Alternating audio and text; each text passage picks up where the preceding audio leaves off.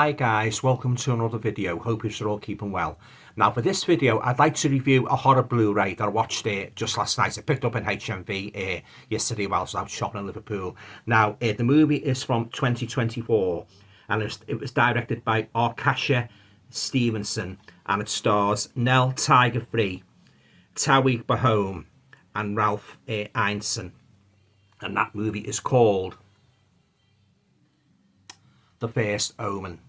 Okay then guys, before I say anything further about the movie and give you my thoughts on the storyline as a whole, I'll just read the synopsis on the back of this edition just in case you're not familiar with it. Now this is described as a haunting prequel worthy of the horror classic. Don't think so. In this psychological horror prequel to the classic Omen films, a young American woman is sent to Rome to begin a life of service to the church. Soon, she encounters a darkness that causes her to question her faith, and that reveals a terrifying conspiracy to bring about the birth of evil incarnate. Alright then guys, so that's the synopsis for the new Omen prequel, The First Omen. Okay then guys, on to my thoughts now on the movie as a whole. Well, you're most probably assuming my thoughts aren't very good, nowhere near as good as the first one. I think this is a movie that didn't really need to be made. Very dull, slow, boring, all over the place. And I did not like the way they tampered with the origins of Damien's birth. They sort of like muddied the waters in regards to was he born of a jackal? Was he not born of a jackal? Was he born of a nun? Was he not? And in this movie, guys, it seems to suggest primarily the evil came from, is the nun being his mother. And I didn't like the way they muddied the waters, guys, with this. I did not like it at all. I had a feeling like I wasn't going to like it, because I'm a huge fan of the original Omen. I like all the Omen movies. There's not one I don't like. Even a Sam Neill one, I love that one, and the Gregory Peck one. Oh, that's my number one favourite. But this was awful, guys. It was the only good thing I liked about it really was the cinematography, beautiful shots of Rome, and makes a change from a lot of these modern horror movies. Now they're very, very dark. You can't see what the bloody hell's going on. But I didn't like the main female protagonist, the nun. I didn't like the supporting characters. All of the people involved in the conspiracy in the orphanage. I thought it was a very, very weak story. And one or two laughable moments as well, guys. Like when the nun's she's basically, when she goes to the orphanage and that, she takes up residence there. There's a nod to the original Omen where one of the nuns stands on a window ledge, and she's sort of like, you're expecting to just chuck herself off like the nanny did in the original one, like, this is for you, Damien, if you remember that. But she just basically just sets herself on fire and she just falls, and that. So that was that. Yeah, there's a couple of nods to the original Omen with Gregory Peck, but yeah, there's not a patch on the original, guys. I don't think I'll be watching this again. You could regard this as more of the Nun 3, really. I mean, I even preferred the other Nun movie that was out a few weeks ago, Immaculate. That had a better storyline than this load of tosh. And I didn't know, like, the Irish priest that's in it who comes to warn, Damien's Damien's impending birth into the world.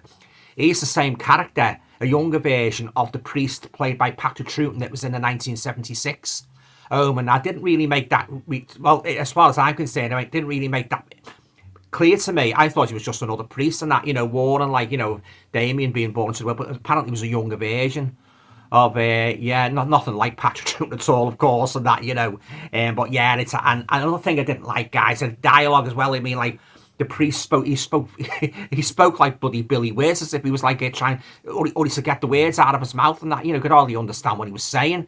And a couple of the other cast members as well, I didn't like it. Yeah, he spoke too quick. The story wasn't scary. It was extremely dull. It was very, very mediocre, and at times, guys, it didn't even seem like a bloody Omen movie. Yeah, another laughable moment as well, guys. I must tell you, the part near the end. I won't give the ending away in case you haven't seen this movie, but the part where the main protagonist, the main nun, is about to give birth to Damien, the son of Satan, and she starts, having the incipient stages of childbirth in the car and that, and as she gets out the car crashes and that, she starts doing this sort of like weird spasmodic, it goes into like weird spasmodic motion and that, jerking and that, It reminded me of a strange dance one you'd see in the 1990s disco. You know, one of those strange, not like acid, you know, but sort of like this strange dance and that. You know, I've seen many a dance like that, guys, when I used to go clubbing in the 90s and that. Just basically, just jerking all over the place and that. I thought, is she doing some kind of weird bloody disco? Some kind of weird bloody disco dance there and that, you know. But yet, you know, there's quite a few laughable moments in this, guy as well. And, you know, and the strange things that's going on in the orphanage and that, you know, you'd think, like, I'm not bloody staying here, I'm getting out of here. It reminded me a little bit of Midsummer, where they saw, like, the fella, he thrown himself off the cliff and that, you know, they stayed there, you know. So yes, there's a layer of you know, incredulity there, you know. But yeah, there wasn't a patch, guys, on the original Omen. Yeah, just the same what's the name, artwork, guys. There's no difference reversible art, and I won't be going back to this movie. Yeah, and a very, very weak story. It wasn't frightening, and at times it was just downright daft to me. If I want to be blunt about it, downright bloody daft it was. Not a patch. I think, and actually, guys, I thought this was a bloody insult to the original Omen. Yeah, that's how much I hated it. You know, missed opportunity, guys, and as I say, it could have been so much better. They had the ingredients there to make a really good Omen prequel, but instead they tried to alter. They messed around with Damien's origin, the jackal, and that, all that nonsense about him, the nun. He wasn't actually born of a jackal, he was born of a nun. But they muddied the waters, guys, to make it a bit of a mishmash of explaining Damien's birthday. And then you did see the jackal, but it was only a glimpse, like sort of like a claw and then an eye and that, you know. And but I won't tell you what happens at the end and that. But very, very, you know, slight glimpses of the jackal and that. You know, they took liberties, guys, with the original storyline. I didn't like it, guys. You know, I loved the original Omen from 1976. I think that's a masterpiece of horror, starring Gregory Peck, Lee Remick, and that, you know, Billy Whitelaw, Patrick Troughton. That was one of my all-time favourite horror movies. You know, fantastic movie. But this was a movie that it didn't need to be made, guys. If I'm brutally honest, you know, it was boring, it was slow, it was dull. I tell you what. It's a wonder I managed to stay awake and that, you know. I didn't resort to putting bloody matchsticks in my eyes, you know. You know, I don't know how I got through it, to be honest, and that, you know. I couldn't watch this again, guys, for all the tea in China, you know. It was awful, you know. Yeah, I was expecting, you know, some